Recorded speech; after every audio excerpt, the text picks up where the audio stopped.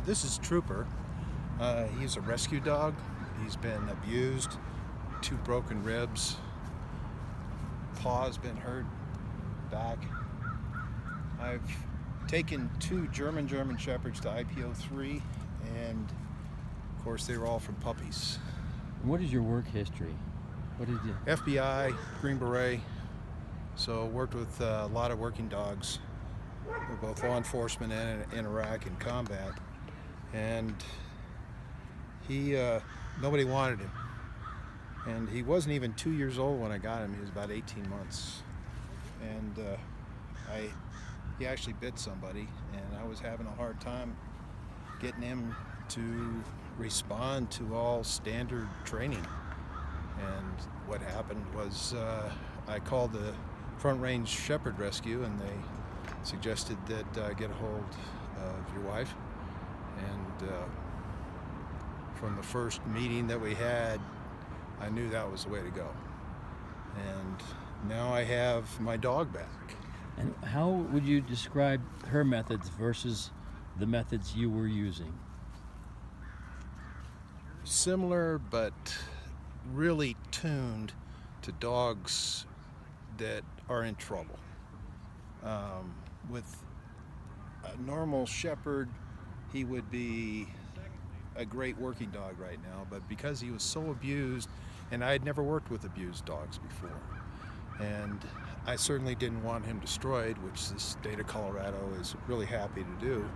And so it was just wonderful working with Deb, in that everything that I thought should work doesn't work on a dog that's been abused. Right. And he's definitely worth the extra effort. And she just really is, it's 180 degrees. I will say that I could not get close to him the first time I met him. I mean, this is unbelievable. The fact that we're at a park, we're at Wash Park, and there are cars, there are bikes, there are dogs, there's roller skaters, there's squirrels, there's a gazillion things going on, and he's very calm. He's just taking it in, but he's not exactly. And not in the red zone like that's he all was. Deb. Yeah. You know, it really is. Yeah, I just, I know how to follow orders. And so she said, all right, between now and the next time, I want you to do this, this, and this. And he responded so well to it, like the hide and seek with the food. And this collar or this leash that I'd never even heard of, it takes away all the, I guess, negative aspects of trying to use my background, military training on the dog, Right. to have a happy dog that wants to do it, as opposed to making him into a dog that does it because he's told to.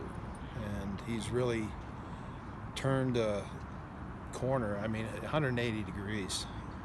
I was actually, when I first met Deb, I was worried that he was going to have to be put down. Right.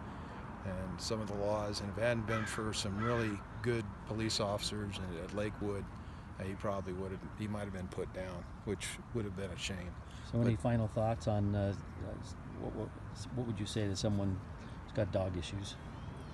Well, there's a lot of things that I didn't know about dogs that Deb has taught me about what to look for.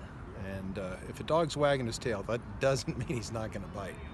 So Deb will give you the tools that you need. In other words, she's not there like the dog whisperer and going to take the dog and train it, then hand it over to you.